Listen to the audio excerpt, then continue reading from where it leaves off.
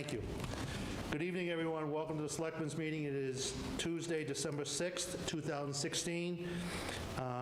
Just for transparency, we opened up the meeting earlier at 5:30. We went into executive session under Mass General Law, Chapter 30A, Section 21(8), to consider an applicant for employment if the chair declares that an open meeting will have detrimental effect in obtaining qualified applicants. We adjourned out of that meeting, went into recess to come up to this meeting for the to conduct the open meeting. I would ask now if we could all just please stand to pledge our flag. I pledge allegiance to the flag of the United States of America and to the republic for which it stands, one nation, under God, indivisible, with liberty and justice for all. Thank you. Okay, to review the items under the agenda, as I mentioned, under 2.1, the executive session, 30A, Section 21(8), that we already went into at 5:30. We have meeting minutes. We have one set of meeting minutes to approve. Under invited guests, we have Emily Pina here to discuss the our compact, community compact grant initiative with respect to financial policies and procedures. We, under recognition, do we have anything under recognition this evening? Okay. We have the manager's report. Under discussion items, we will be discussing a request from the Men's Club to hold, again, the Ice Out Challenge. We'll be discussing a policy with respect to complete streets. We'll be visiting the Class 2 and Common Vic licenses, and thank you, Sandy, for putting together the spreadsheet again. We'll be reviewing the budget calendar and discussing the budget parameters.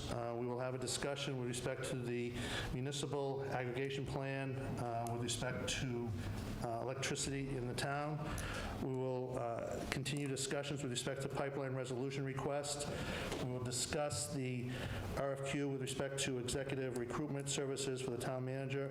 And under 7.8, the request by Grafton Upton Railroad, we will pass over that item on the agenda. That item has been pulled by the railroad, so we will take no action on that this evening. That will be stricken from the agenda this evening.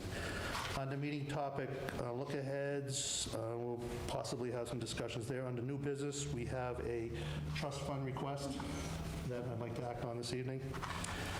Under correspondences, we have those accordingly, and under executive session, we'll be adjourning out of the open session to go into executive session under Mass General Law, Chapter 30A, Section 21, exception number 6, to consider the purchase of real estate if the chair so declares that an open meeting may have detrimental effect on the litigating positions of the public body. Have I missed anything?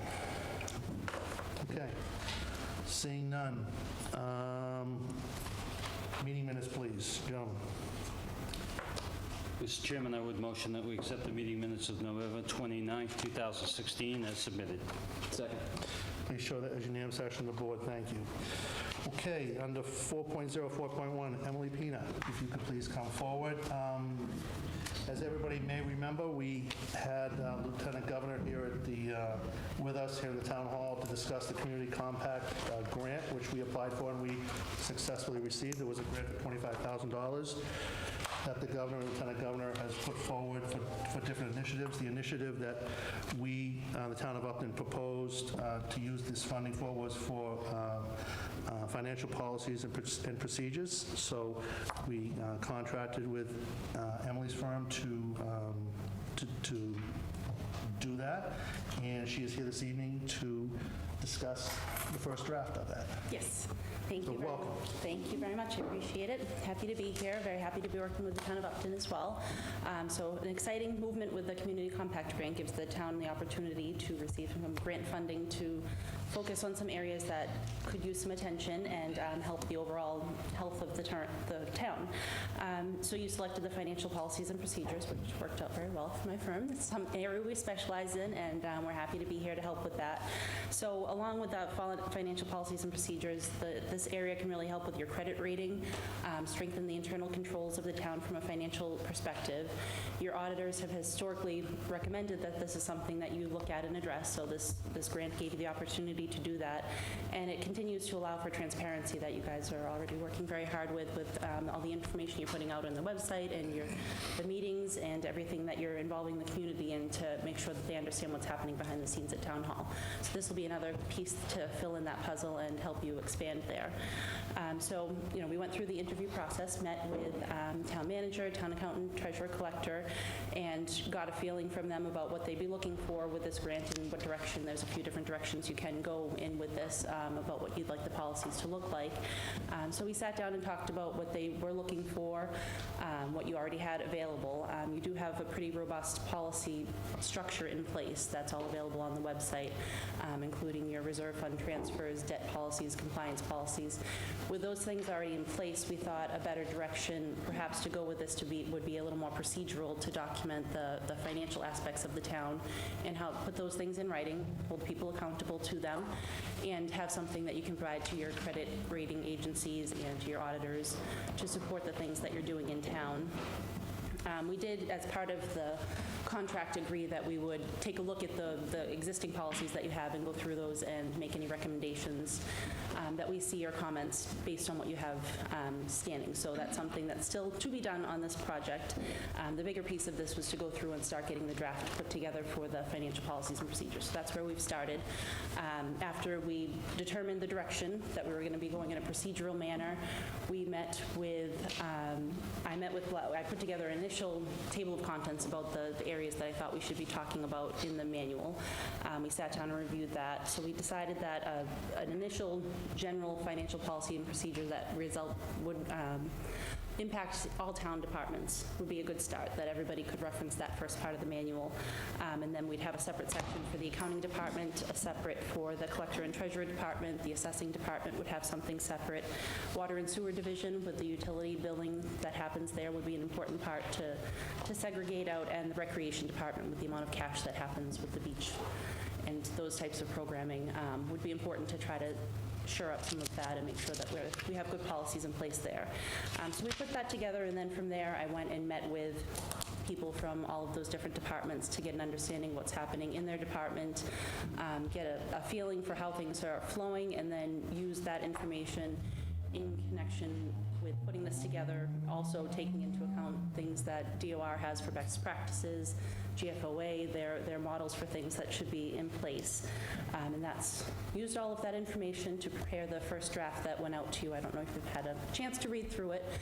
It's a lengthy document, but it covers a wide variety of things. So at this point, we've put together the first draft. We've sent it out to all of those that were involved in putting that together, and I'm at this point getting feedback at this point to go back and make some revisions. So I have my second draft that was submitted today that will again circulate and continue to get revisions. So at this point, I'd love to hear from you if there's any, if you've looked at it, if you have any specific questions, or if there are any areas of concern or things to focus on as we continue with this before we finalize the document. I will say that, I started to look at this, and when I saw it was, 82 pages, it's like, it very, very lengthy, and so I have not, I did, the true broad strokes, but I know I need to do a lot more digging into this and reading this. But again, from what I read, very thorough, very, very concise as far as, trying to address the different, for lack of a better word, cash flow companies, from our water sewer, from our enterprise funds to our treasurer collector to the recreation, as far as proper money management, when it comes to that, as well as referencing and looking at other policies and procedures that we've already implemented, in this town with respect to stabilization or other policies that we've done. So it's kind of pulled it all together, which I thought was very good. So.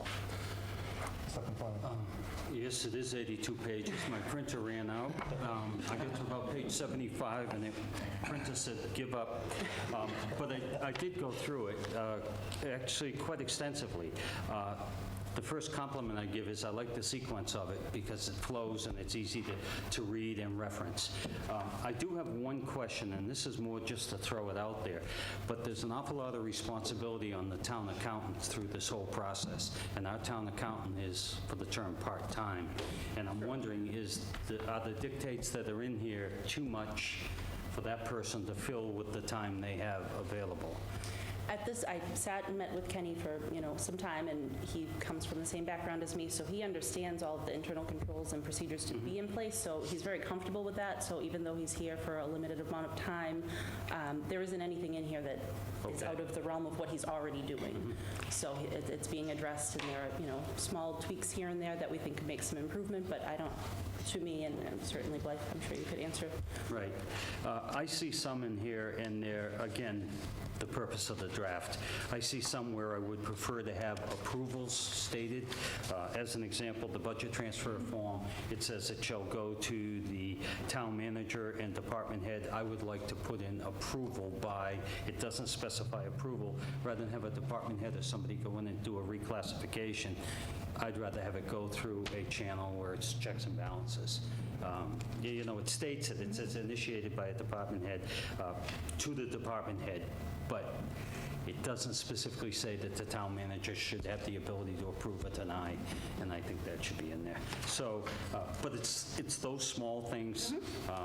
I've made my own notes. I don't want to go into redundancy and go over them now, but I have a number of things that I'll pass on. I look forward to the But, feedback. again, compliments, it's extremely comprehensive, but it flows. It's easy to understand the way it reads, so good job. Thank you. Gary? I also like the layout. I like the way it's broken up in each individual division.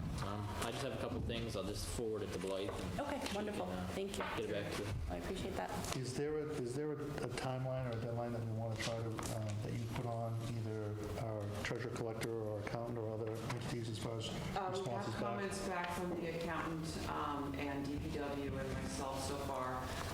The state requires we complete this by June, so I think we're well in hand to get that done. Our internal time clock had us finishing this around the end of this calendar year, but we do want to get the treasurer collector's comments. I expect that will be in the next day or so. He may want a little bit more definition in some areas or additional procedures, and Emily and I will work with him on that. But I think we can wrap this up sometime in January at the latest. Okay, so if we can send our comments back to Blythe sometime by the end of January, by the end of December, that would be great. Okay, very good. Thank you very much. I look forward to the feedback. Thank you so much for the opportunity. We'll be also discussing this with the Finance Committee on Thursday. Okay. They'll be getting the second draft since it just came out, but if they have any other comments or concerns, I'll let you know about those. Very good, thank you very much.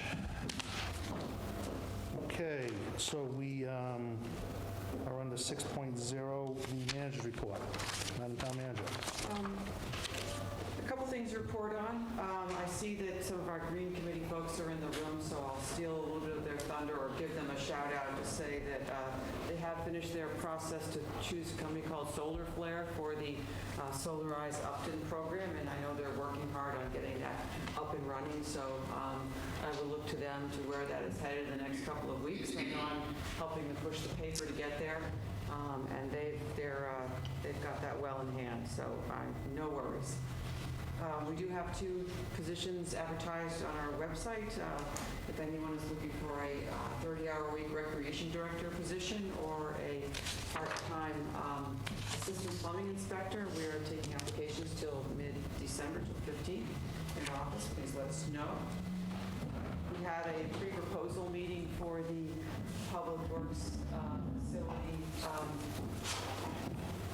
garage to do a feasibility study to see other things we believe need to happen to the garage to expand it a bit, perhaps add a fuel island and such. That proposal meeting was last week, and those proposals are due on December 15th.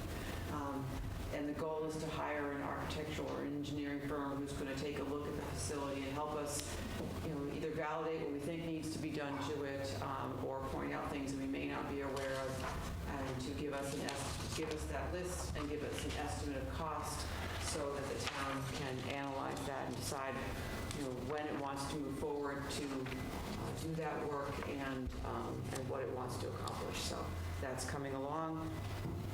We continue to work with the Attorney General's office on abandoned or derelict properties. The ones you might be interested in, 14 North Main Street, did go back to court last week, and the issue seems to be the mobile home that's still in the yard. It can't be removed until they have a title. You can't have a title if you don't own it. I understand there is an end to this process, and it should be coming soon. And once that is done, they will be back to court.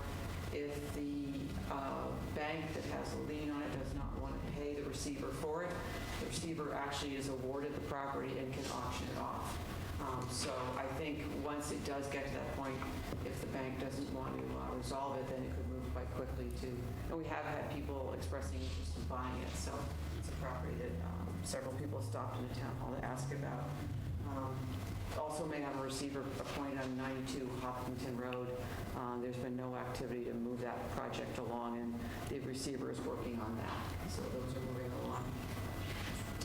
As you know, the Personnel Board is finishing up their training survey. If you have any input for them, please get that to them. And then I thought you might just be interested to know where we stand on new growth in town. We've had 21 new homes this year already, and last year we had 47, so we're almost keeping track of where we were, and we have exceeded our revenue expectations in building permits so far. So I expect that our budget year will not be quite as a challenge next year as it has been. A little bit more flexibility to deal with what may be in front of us. Good. Thank you. Thank you very much. Questions? No, sir. All set, thank you. Okay. Okay, on to discussion item 7.1, Men's Club request to hold out the Ice Out Challenge as they did last year. And actually, unfortunately, I think Frosty was only on Pratt Pond for, I think, possibly 2 weeks last year because due to the little warm-up. But the Upton Men's Club would like again to hold the Ice Out Challenge on Pratt Pond again this year. So we have the request in front of us. Any comments or concerns or questions? Okay. The only question I have is the dates. I assume they're talking from now till January 1st. They didn't specify the dates they wanted. They didn't. I know they've been in touch with police and fire and recreation and I think conservation. I think Mike Howell's going to try and get here. If you want to hold this a little bit later in the agenda, perhaps he'll be able to answer that specifically for you. The dates with respect to what? With respect to... The dates of placement to the dates that, I know it's... Well, the end date Yes. is when Frosty goes Yeah. swimming. Why don't I make the motion that to approve the Men's Club request for the Ice Out Challenge, as it's called, to be determined by the weather as far as time, date, effective immediately. I'll second that motion. Please show that as unanimous action of the board. Thank you. Okay, under 7.2, with respect to Complete Streets policy, with us this evening is Mr. Roy and Mr. Dennis. And I'm just going to ask, ma'am, there's chairs right over here if you'd like to. Yep. If you could just please step forward. We'll be discussing again the proposed Complete Streets policy. This was a topic of discussion that came up and that we voted on quite a few months ago with an opportunity to develop a policy that's called the Complete Streets Policy, which is the intent when we look at certain streets in the town, we look at it as it states completely, from a bicycle lane to the sidewalk to the curbing to the street itself, and put a policy in place that we would promote that attitude or that concept if warranted, and if we were able to do this with respect to the policy, that there's a good possibility that this would allow us to get grants or be in line for grants or additional funding to allow us to abide by this policy. With us in our packet is the draft policy, and this draft policy has also been in front of the planning board,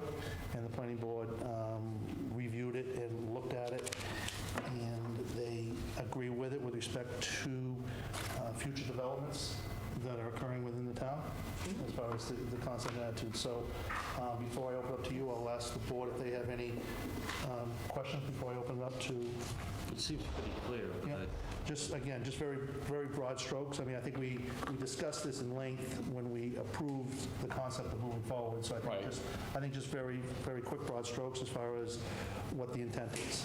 Hey, Mr. Chairman, something that I printed up off the state's website earlier By today. the way, if I could just, if you just introduce yourselves, please.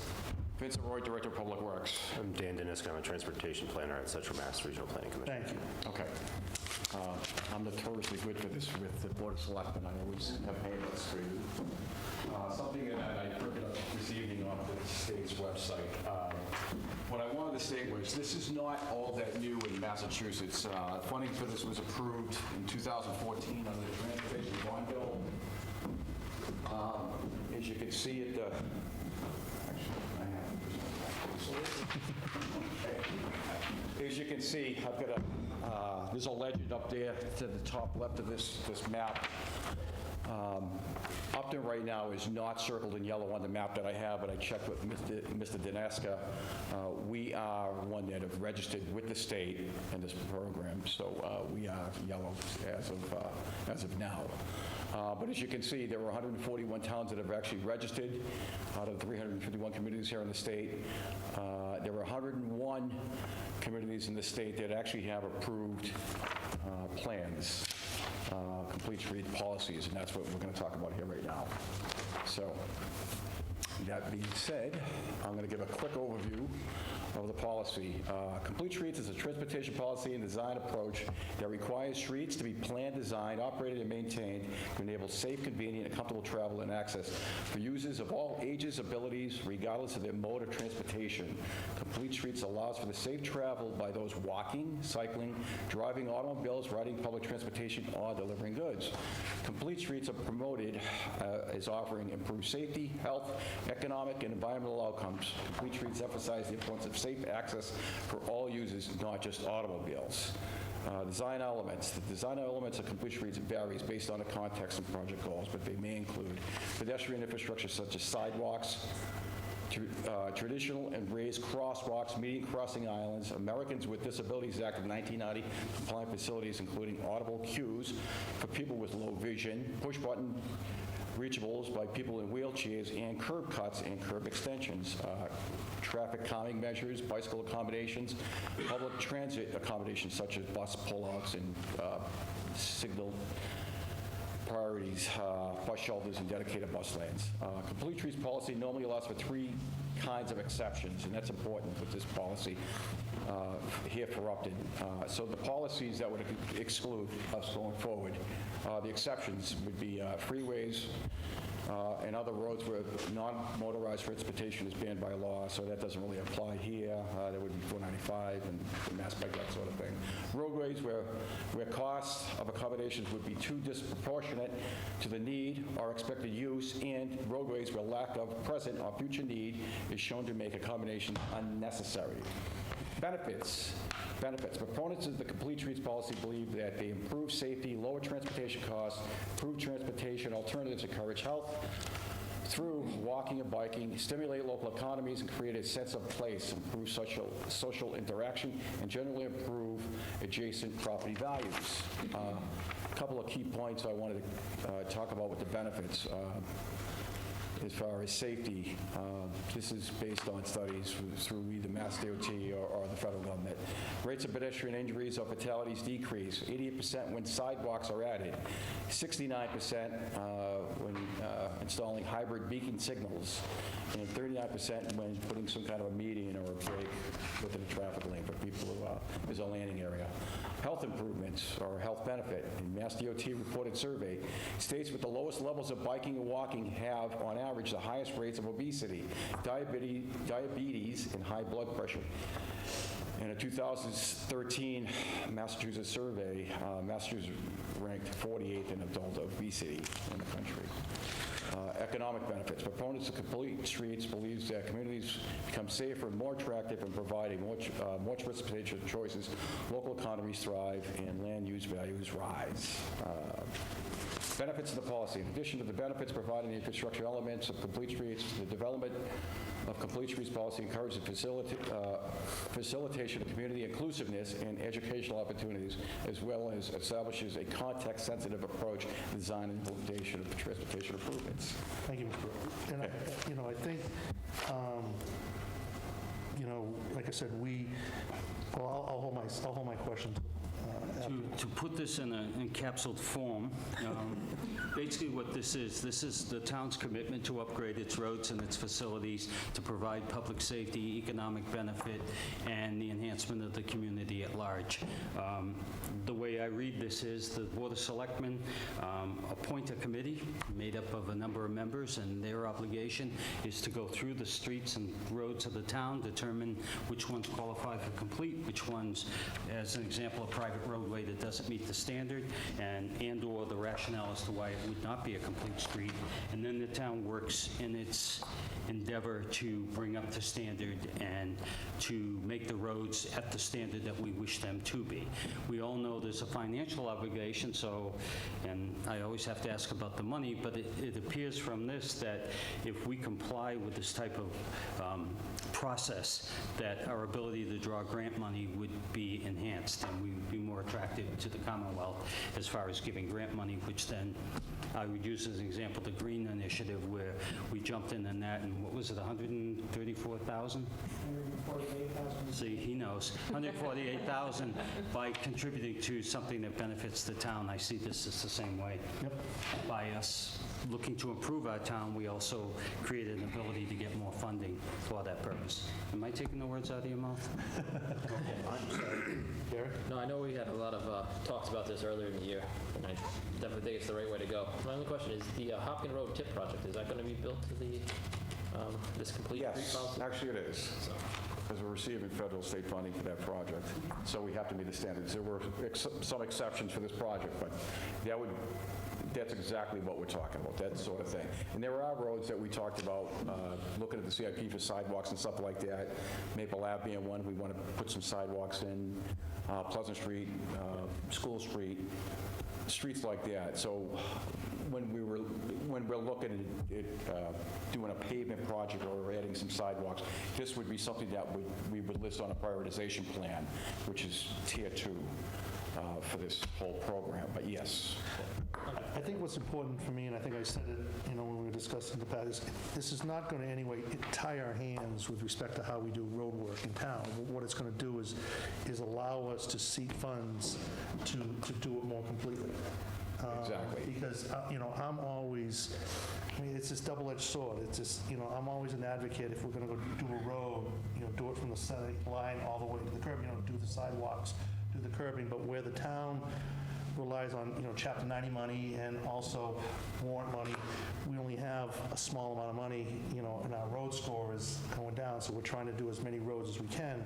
Although I'd love to do it from, the yellow line all the way up to the boundary line, it's sometimes difficult decision-making. Do you do one road, completely for 500,000, or do you do multiple, 500,000, or do you do multiple roads for that 500,000? So it's not going to really tie our hands in the way we do it, but yet with this policy, it's going to allow us to get grant money and get funds to allow us to do a complete street, to assist us in that road work. Correct. One of the things that the policy is stating that we do, though, is set up, we conduct meetings and talk about these projects a year in advance or whatever time frame and review them. And there are exceptions that would say that we either go forward with this or we don't. Okay. Any other questions? Comments, anything? No, it's clear to me. So are we happy with the policy as written? Mr. Chairman, I would like to motion that the board adopt the complete street policy as submitted dated 10/10/2016, effective immediately, and that as a result, the board will request from the general public application for the Complete Streets Committee to be appointed by this board. Second the motion. Please show that as unanimous action of the board. Thank you, gentlemen, very much. Thank you. Thank you. Came all this way and didn't get to speak. Yeah, try not to speak so much. It was well stated. Before we appoint the committee? No, you shouldn't need to. You can just submit it to the portal, and then they'll grade it and let you know in a few weeks. Okay. Then you can move to Tier 2. Okay, thank you. So what I'm going to do, I'll submit this tomorrow in the portal. There we go. So, I don't know where the holidays play into that timetable, but Okay. it should be 2 weeks. Thank you. Thank you. Okay, just to backtrack a little bit we'll go back to something I want to see. Mr. Howe walked into the room. We did approve your Ice Out Challenge request. There was a question with respect to dates, a timeframe, when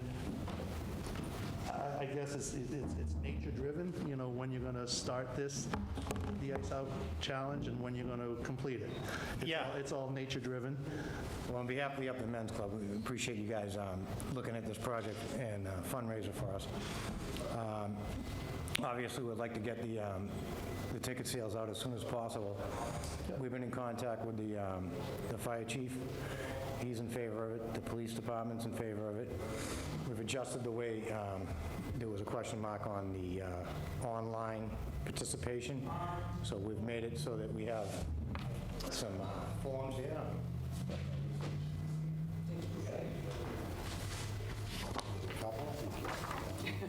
I guess so. Yeah, we're waiting with you guys. I'm gonna get fill all it these filled out? out. Mail yesterday. But we also talked to the Recreation Department. I'm on their agenda, and also with the Conservation Commission.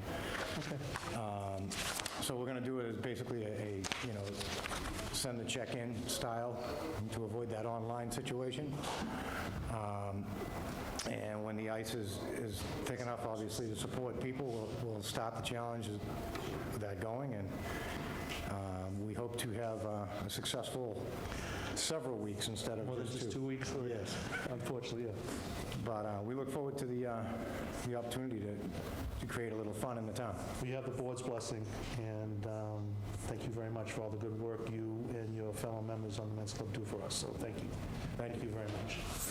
Appreciate it. Motion was contingent on the weather, so Yeah. it covers you till the ice melts. The only thing we can't make is ice.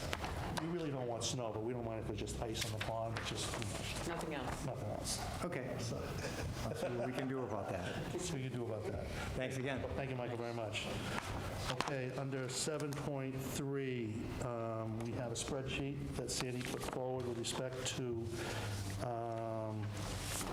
common vic licenses and renewal of Class 2 licenses. Sandy, I'll open up to you. Is there anything that we need to be concerned about with respect to this?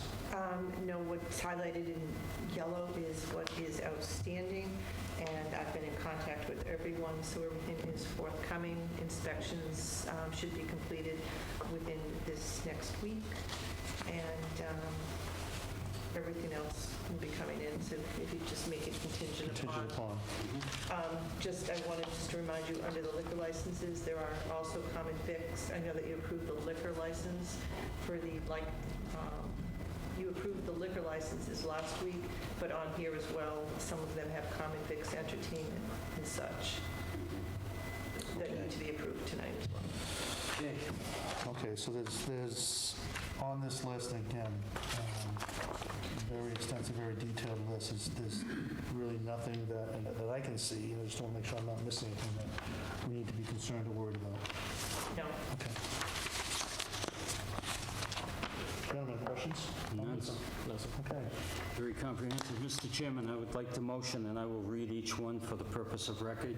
Mr. Chairman, I would like to motion the awarding of the following Class 1, 2, and 3 licenses subject to the contingency requirements, or requirements to the contingent. Gasco Wheels, Lakeside Machine, Inc., Metellian Motors, McHugh Sales, MGM Auto, Matusas Automotive, Nala Equipment Corp., New England Classic Car, Patrick Davidson, Upton Truck and Auto, Upton Foreign Auto Service, Upton Getty, Inc., Wilson Tire and Auto, Elantes, Inc., DBA Western Motors. For the liquor license, Common Vic, Country Super, Club Super, KCLC, Rose Garden, Auto Amusement, Rose Garden, Auto Amusement Coin-Op, Rose Garden, Pool Table, Rose Garden, Entertainment, Rose Garden, Common Vic, Nipmuc Rod and Gun Club, Pool Table Rod and Gun Club. Entertainment Nipmuc Rod and Gun Club. Red Rock Grill and Bar, Common Vic for entertainment. Common Vic license as just Common Vic. Main Street Pizza, CNN Food Service, Inc., Dunkin' Donuts, Dick Kelly's Farm Stand, Honey Farms, Inc., J&J's Ice Cream Shop, Kevin Lou, Inc., Jade Garden, Rebecca's Place, SBD, Inc., Little Coffee Bean, Upton House of Pizza, BVT, Gasco Energy, and VFW. And those are all contingent upon meeting all the requirements of licensing. If you could just, since, again, for disclosure, since I work at BVT, I would like to recuse myself just on that one BVT, so, Okay, I will remove BVT from the initial motion as a friendly amendment. okay. Second that motion. Please show that as unanimous action of the board. Mr. Chairman, I would like to motion to award a common vic to Blackstone Valley Tech, again, with all contingents upon all requirements of licensing being met. Second motion. Please show that as majority action of the board, and please note that I will recuse myself because I am employed at Blackstone Valley Tech. Thank you very much. Okay, under 7.4, we have in front of us, that was handed out, the budget calendar, and also included was the budget parameters that our manager drafted up and plans on sending to the different department heads. We will open it up for discussion. Good. I guess we'll talk, with the we'll talk with the calendar first. Is everybody Yeah, I'm good with the calendar. good with the calendar? Yes. Okay. We had that at another meeting, right? Okay, everybody sees the calendar, we're good with. Okay, so with respect to the guidelines, The one thing I had for the town manager is, do you have an idea when how much the insurance will actually go up this year, the percentage? We probably won't have an idea until after the Mass Municipal Annual Meeting. The Health Benefits Trust meets then and sets the rate range. I've been told I have been budgeting 10% so far increase, primarily because the insurance companies do a 24-month look back on our rates. So we had a really excellent year this past year. We were at 86% loss ratio, but the year before we were at 173 due to one primarily bad claim. So right now she's telling me probably budget 12 because that bad year until it falls off is going to hit us again. So that's what I'm assuming at this point. But probably by late January we will know. And the other thing I saw was is it usually, we usually increase all the expenditures by 2.5% for departments? Not necessarily every year. The reason I had initially put down 2.5% is because, as I mentioned in the manager's report, we've had a little more flexibility in growth than we've usually had. Not suggesting to everyone that should be their upper target, but don't go above it.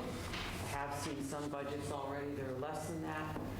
But having said that, I also had advice from the schools to go above that at this point. So it's all over the place.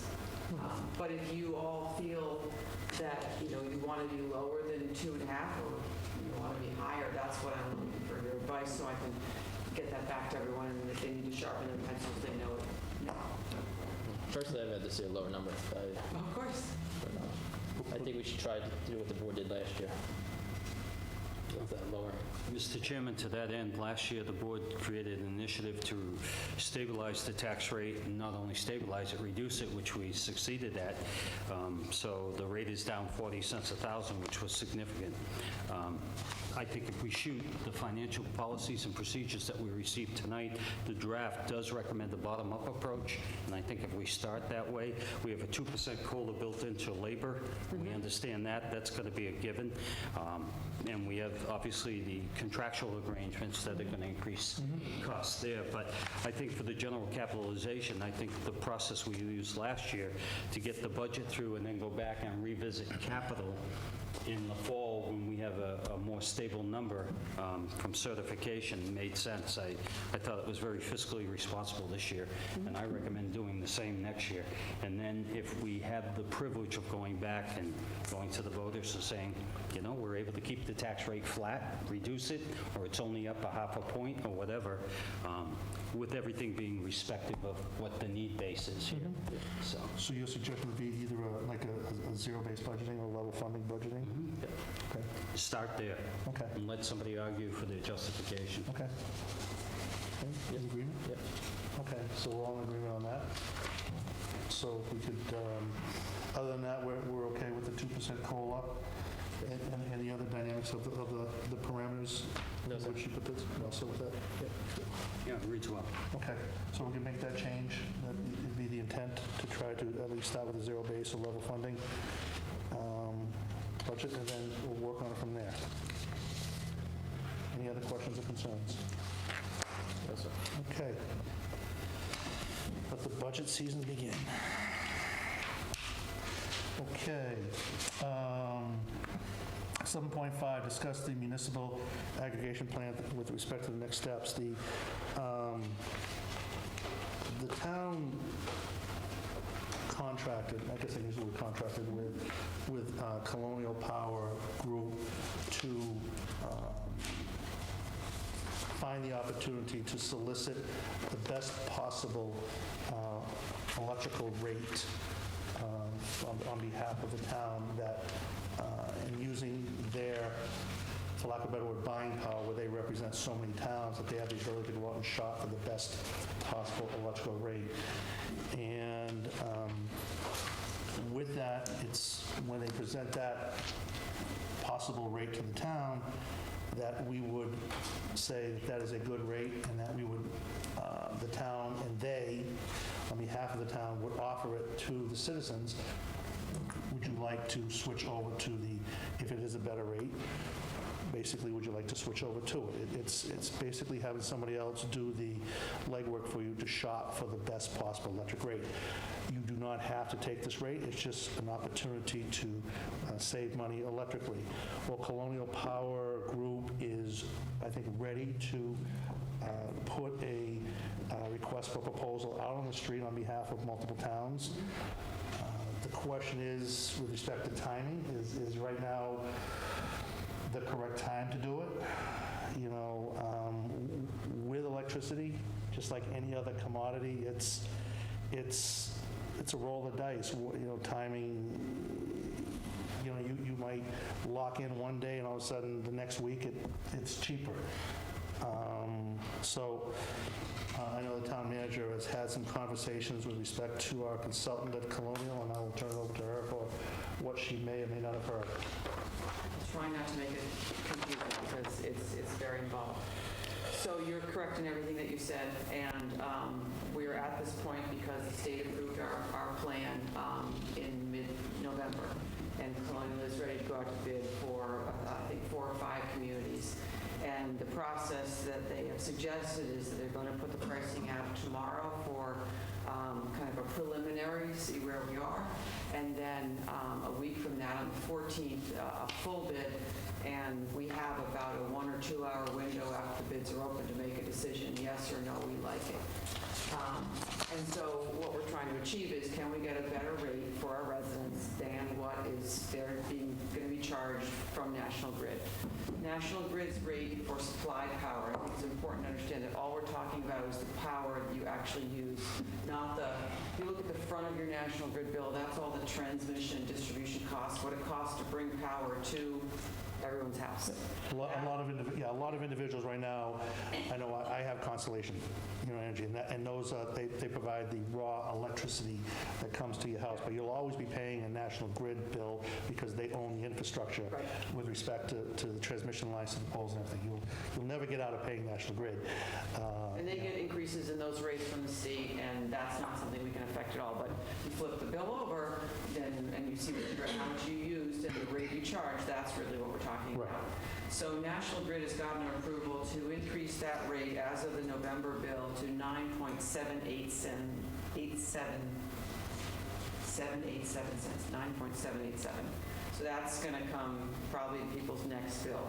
When I spoke with Colonial today, they think the pricing tomorrow is going to come in at 0.092 instead of 0.09787. That's about half a cent.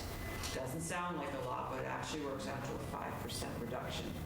So the question is, Number one, is that enough of a savings? And how long do we want to lock it in for? I don't want to go too much into how electricity pricing works, but it's cyclical. It's based on times of the year, and it's also based on natural gas prices. Because natural gas, as we all know, talked about it a lot, drives a lot the price of electricity. We know that generally electricity prices go way up in the summer and they come down in the winter. 9.2 cents right now may sound like it hasn't saved us a lot. You lock in for a year and you avoid that price in the summer of 11 or 12 or 13. I think there was a summer with 16. That might look pretty good. Their suggestion to me is based on all the load that the town has. If everybody switched over for a year at these prices, people would save about $50. I think this is more kind of a gut decision. Does that sound like enough of a savings to go through this transition? That's one choice.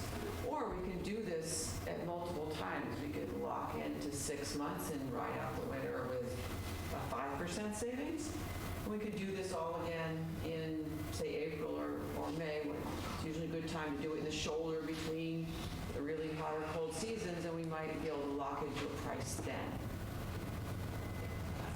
I know I'm throwing a lot out here that I don't need to. But unfortunately, because you meet every other week, and this has to happen in a very quick time period, it's a decision that you can say, you know what, we just don't want to visit it right now, we're not ready.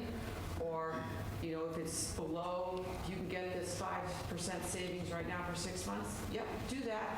And then we'll do it again in 6 months and try to do even better.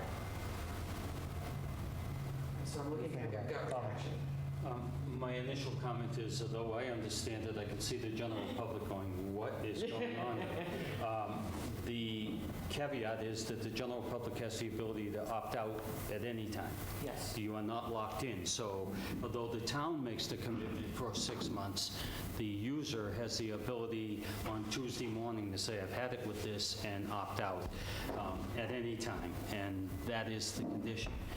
So there is a 5% savings. The dilemma is the general public in this town aware enough, and I don't want to use the word educated, it sounds demeaning, but aware enough to know what this really entails to effectively buy into it or to utilize it? And I personally think we need to create more education, more educated format, so that people understand what we're really doing, whether we use it through the media, whether we hold meetings, some better explanation. Because if we sit here tonight, in my opinion, and we say, okay, let's do this, the cry in the general public's going to be, they just changed my electric company and source, and I had no say on it. So I'd prefer to hold off and wait and probably reconsider this in the spring, late spring, and do a better job of disseminating information. I have to agree. Is there any towns around here that buy electricity? I'm sure there are, I just can't list them for you. It's become the quite popular thing to do in local government to help residents save money just by this process. I mean, we can have Colonial watch the rates and say, hey, things are looking really good. I think we have a window here. Maybe get some education out before that, and then try again. You're not, it's whatever is right for Upton. It doesn't have to be this time. I agree.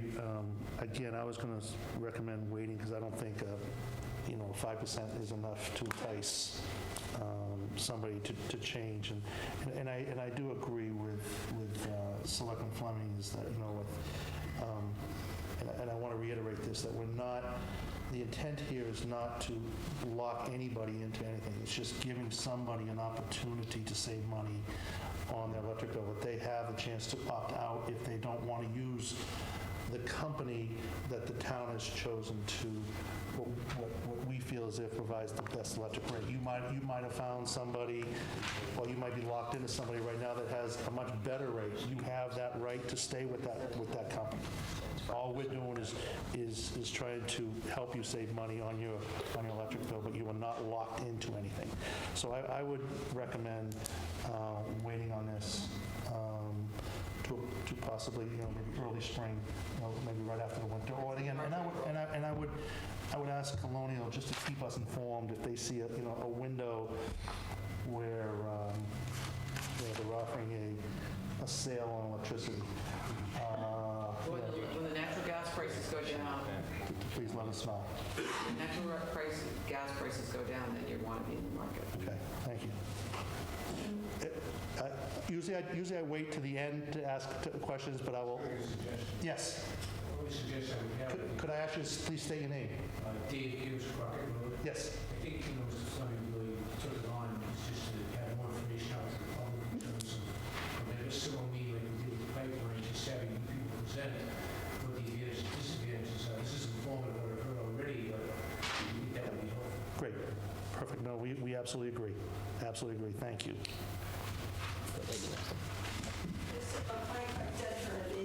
Are you asking about the supply rate? Is that Just what you're supply talking- rate. Yep.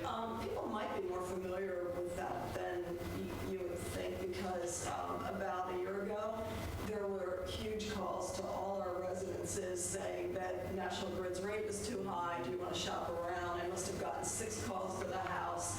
I went with a different one at that time. It was really easy to change, and it was really easy to opt out of. So just as a point of reference, it may not be as complex to a lot of people, and a lot of people may be using different supply rates other than National Grid now. So it's actually kind of neat, because I go, ooh, let me check that against what I'm paying, because it could be a good deal.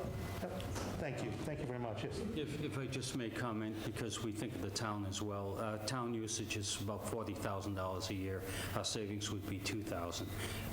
Maybe that sounds like a significant number, but in a $25 million budget, so maybe it's best, again, that we wait. Yep. Agreed. And again, keep the keel. We want to, again, try to do what's in the best interest for the towns and their electric bill, but I think education and when we try to get the biggest bang for our buck would be the big thing. So, thank you all. Great comments. Thank you. Can I ask one thing? Yeah. Just curious about, Introduce yourself, please. Lori Morgan, Yes. 7 Nelson Street. Just curious about whether or not, especially being a green community, if there's any attention paid to the combination of sources that the electricity will come from. I know that solar and wind, the price will come way down, and I don't know if that's... We had discussed as far as what percentage is coming from wind, solar, or we are working with our green community on that with respect to what percentage, and you can actually request, I This believe, could be a green option and for lack of a word, a brown a option. brown option, yeah. So there'll be options that you'll be able to approach it with. Okay.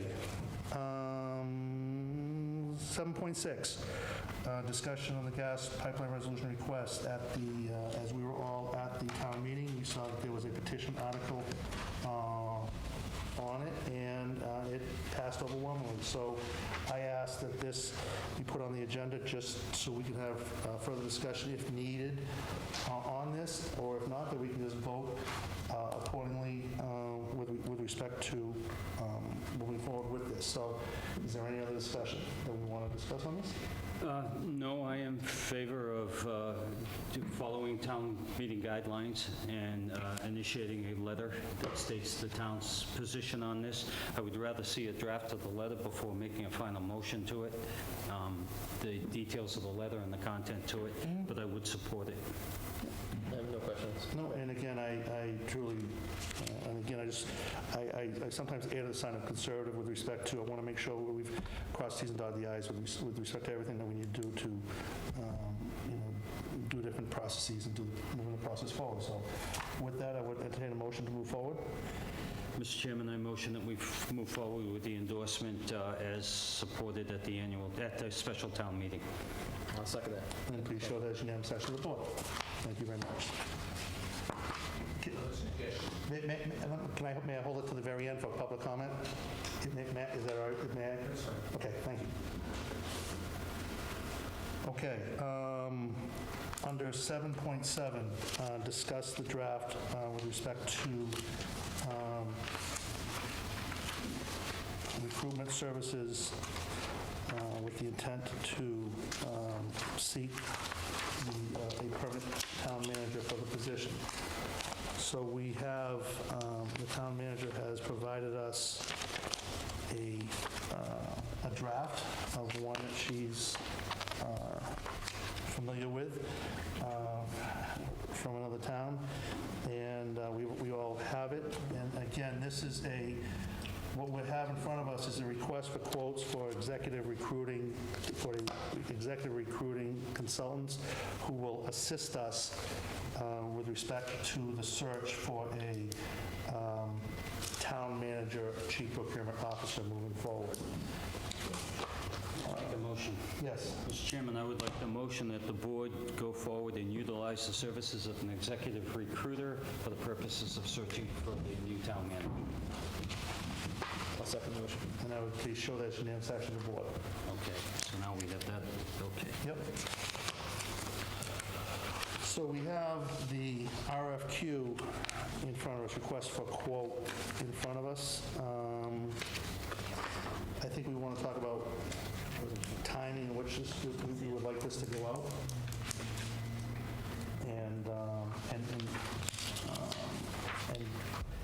comments with respect to the draft, or the sample, I won't say a draft, the sample RFQ in front of us. Mr. Chairman, I'm pleased to see what it contains. I think it covers everything we need. It gives a great overview and parameters of the town. Again, the timelines are of concern. You do whatever you want them to be. Right, I know that. Yeah, I realize that, but I think July 1st might be a little too late to begin work. I'd like to see if we can No, move. this is when you have a manager here. That's my point. Oh, okay. I'd like to see if we can move that up to June 1st. Sure. Because now we're 2 months into the new fiscal year. The other thing is the deadline for January, whatever date, that's not a problem. And I also noticed that it's to advertise the petition nationally. If we're going to have a recruiter, I don't have a problem with that. I just don't know if we really want to go across the country in the search where there's talent regionally, but no harm, no foul. I mean, we can discard that. I'd also, if this is open for general discussion. Yes, it is. I'd also feel comfortable, based upon what this document reads, is to set up some form of screening committee to work with the consultant or the recruitment firm to guide the recruitment firm through the process as to any questions, assistance, and even to the point of narrowing down the potential candidates.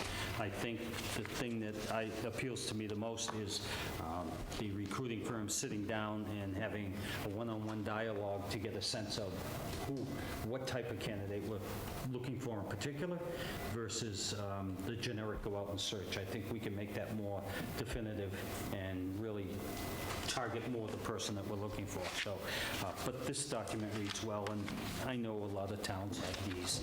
So, yeah, but this one covers, I think it explains Upton well, and it does a good job of explaining at this point what we're looking for. I looked over your shoulder, I saw some little pen marks in there. There's some changes that you'd like to make? It was just to the dates I had questions on, and I also had questions relative to, do we want to go nationally, or do we want to stay regional? But I'm okay leaving national, nationwide. I mean, if somebody from Southern California is really talented, Somebody who wants to relocate to New England? yeah, whatever. They'll typically use the professional journal, International City County Management Association, as a place to advertise. It doesn't mean someone from California will even apply, but it's... My only change is I'd like to get somebody in here if we can in June versus July, beat the start of the fiscal year. Yep. And then the only other, again, typo, just on top of page 4, I'm just taking out the new executive director, just add, Got it. town manager, with changing the date. Yep.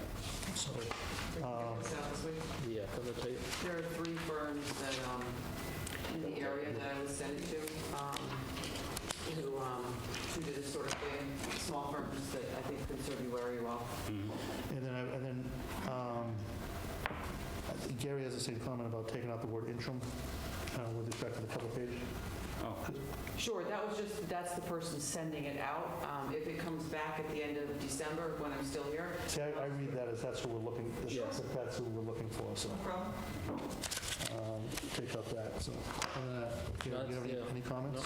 No. The only other thing is the screening committee. Is that going to be some citizens? Is that what you're looking at? I would prefer. Yep. I've heard that out in the community. They'd like to have some. Right. I think it'll be a makeup of, who, and that's to be determined. I mean, we've got some time to make sure that we do this correctly and set up the screening committee with the best possible individuals. And again, I do agree with the screening committee. It does reference that a lot in this RFQ on page 6 with respect to scope of work, a lot of interaction between Board of Selectmen screening committee and the recruiter.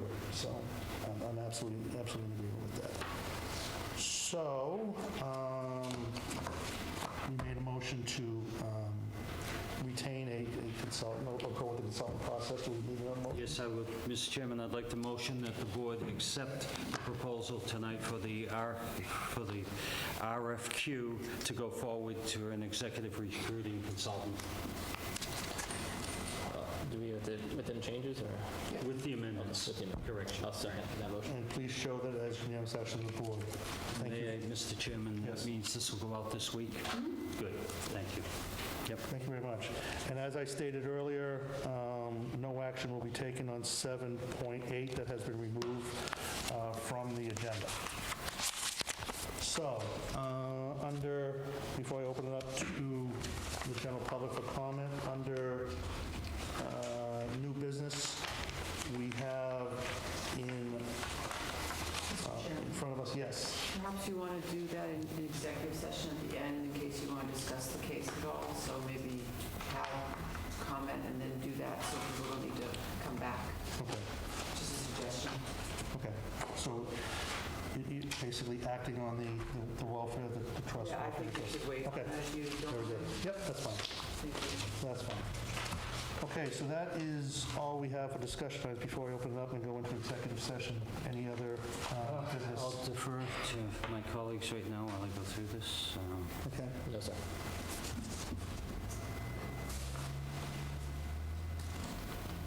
I think that's pretty much it.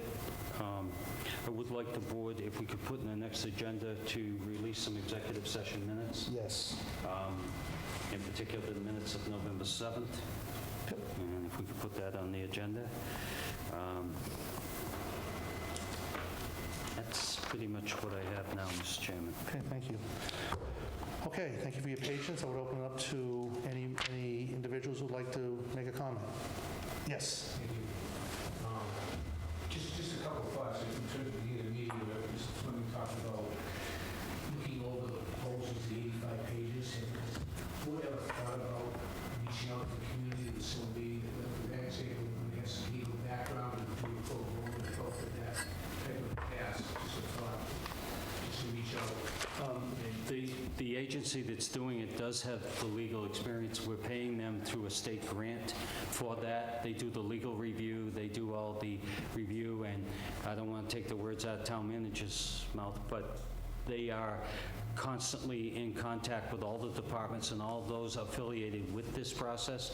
So they're on the, third draft now? Second draft. And they It's more sensitive to you trying to read through all those pages. You had someone. It's basically, it's as simple as, okay, we have a procurement, how do we proceed, and what should be the steps? One of them is how we protect our internal systems as far as security on the internet, and how people have passwords and checks and balances. So it's, Absolutely understand your concern, but I think, again, a lot of these formats, they provide an executive summary, which is, again, important to us. It's not like I always go to the last page of the book to see how it ends.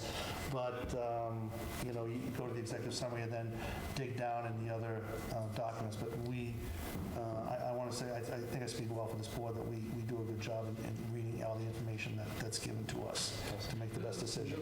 The other thought I had in terms of the pipeline, was a letter coming before the board for final approval.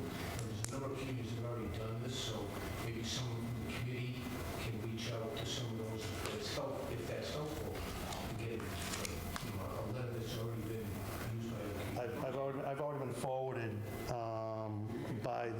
by the core group, by the committee, the towns that have passed this resolution and also clicked on their resolution in hand. So we're not going to reinvent the wheel if we don't have to.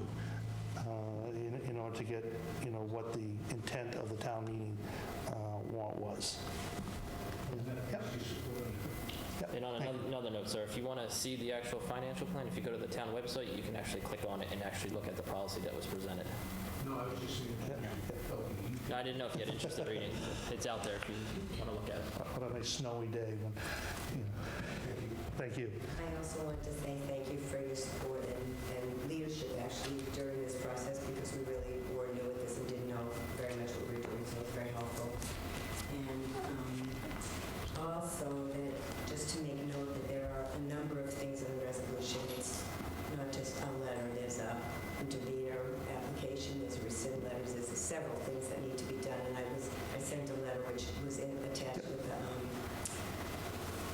item on the agenda tonight, so I'm sure you folks know what needs to be done, but just to mention that. Yep, we'll be working on the steps. All right. I believe there was 5 things. Yep, working on the steps, so thank you. Anything else? Yes? You want to speak from here? If you want to stand and just introduce yourself? Sure. I'm Pamela Goodman, and I live at Coach Road Apartments. Yes. Spoken here before. I appreciate your time.